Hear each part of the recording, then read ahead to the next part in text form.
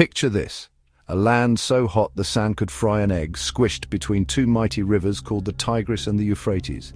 This place, nicknamed Mesopotamia, which is just a fancy Greek way of saying between two rivers, was home to the world's very first trendsetters, the Sumerians.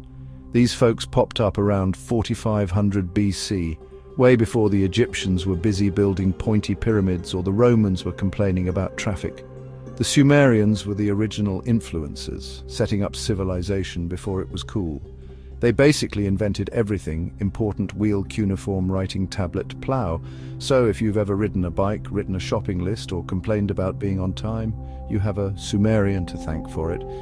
Living in the blistering heat of what is now modern-day Iraq wasn't exactly a walk in the park. The land was flat, dusty, and prone to biblical-style floods that could wash away your entire mud-brick house without so much as a sorry, but the Sumerians were a clever bunch. So how did a bunch of mud-loving farmers go from humble villages to building mega-cities that would make a modern town planner jealous? It all started with a simple idea: teamwork. The Sumerians realized that if they all worked together, they could build massive canals to control the wild rivers. This meant they could water their crops whenever they wanted, not just when the river felt like flooding. Suddenly they had more food than they could eat. This food surplus was a game changer. It was like discovering an infinite pizza delivery service. With full bellies, some people could stop farming and start doing other, more interesting jobs. This surplus led to the birth of the city.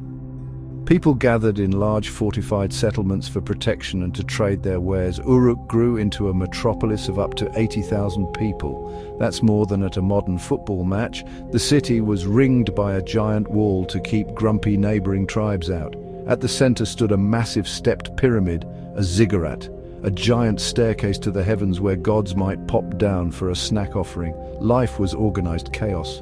Priests, the CEOs managing temples and collecting grain and livestock. The Sumerians weren't just brilliant builders, they were also dazzling inventors. Their greatest hit was, without a doubt, writing. Imagine trying to remember how many sheep you owe to the temple without being able to write it down. It would be a nightmare. So around 3500 BC, the Sumerians invented a system of writing called cuneiform. It started as simple pictures. A drawing of a sheep meant, well, a sheep, but it soon evolved into wedge-shaped marks pressed into wet clay with a reed stylus. It was the world's first text message, and it was a total game changer. Suddenly they could record laws, write epic poems, keep track of who hadn't paid their beer tab. But that's not all. The Sumerians are also credited with inventing the wheel. At first, they didn't use it for chariots or sports cars. Nope. Their first wheels were used for making pottery. A potter's wheel allowed them to spin clay, make perfectly round pots, make perfectly round bowls. Later someone thought, what if we turn this on its side and attach it to a cart? And just like that, the wagon was born, making it much easier to haul grain bricks. Very tired Sumerian children.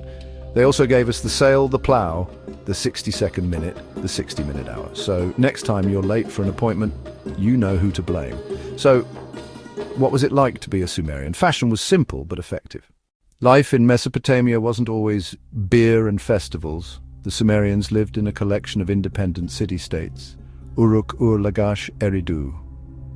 Think of them as a bunch of rival schools in the same town. They all shared the same culture, same language, same gods, but they were fiercely competitive. For centuries, these cities were constantly bickering and fighting over land, water rights. Who had the best-looking ziggurat? It was like a never-ending episode of a reality TV show, but with more bronze spears and, fewer tearful confessions. These squabbles kept them from uniting into one big, happy Sumerian empire. Their main rivals were, each other. The city of Lagash, for instance, fought a long and bitter war with Umma over a fertile strip of farmland. We know this because they wrote it down on a monument called the Stele of the Vultures. It gruesomely shows vultures picking at the corpses of their defeated enemies. These city-states would form alliances, break them, and go to war at the drop of a helmet. A king's main job, besides pleasing the gods, was to lead his army into battle. Besides fighting among themselves, the Sumerians also had to deal with outsiders. To the east, in the mountains of what is now Iran, lived the Elamites.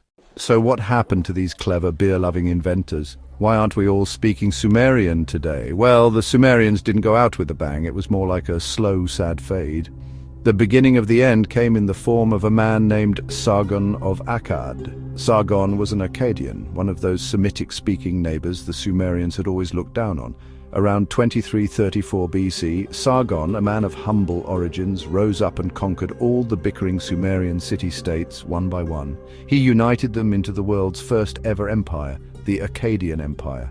For the first time, all of Mesopotamia was ruled by a single king. The Sumerians were now second-class citizens in their own land. The Akkadians adopted much of the Sumerian culture, their writing, their religion, their technology, but the official language of government and trade became Akkadian. Sumerian became like Latin in the Middle Ages, a language for priests and scholars, but not for everyday chatter.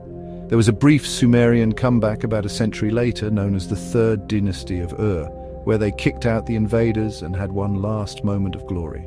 They built magnificent ziggurats and wrote down their laws, but it was too little, too late. The final nail in the Sumerian coffin wasn't just invading armies, but also Mother Nature.